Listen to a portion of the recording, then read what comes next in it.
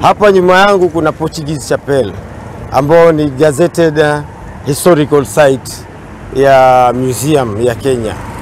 Lakini kinatushangaza hapa ni kwamba nikianza na museum tunavyojua ni gazetted historical site, na hapa naona kama kuna historical injustice imefanyika kwa sababu museum hawakutoa ile reserve yake inavyotakikana kisheria. Tunavyojua any gazetted park, any gazetted monument ni lazima ikuwe na reserve.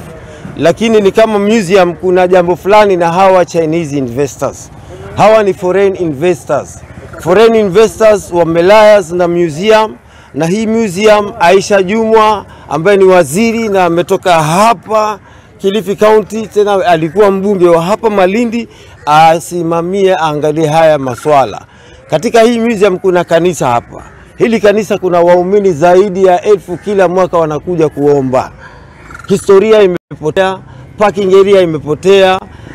Wa Chinese ambao wana kampuni inaitwa 0 Degrees. 0 Degrees ni kampuni ya kusafirisha samaki hai kutoka Kenya kwenda China.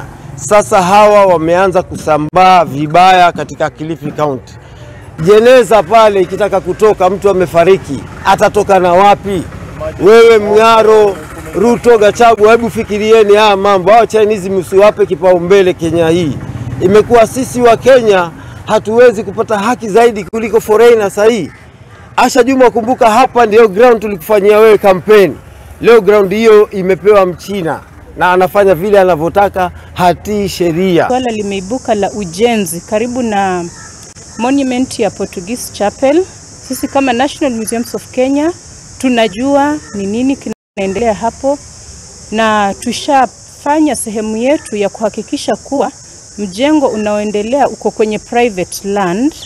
Ni shamba ya familia kina Fuad Ali, waliuza wenyewe in partnership na a private investor, na sisi tukachukua jukumu la kuhakikisha kwamba matches wanafanya development ya private property yao, ile national monument stability yake imehifadhika.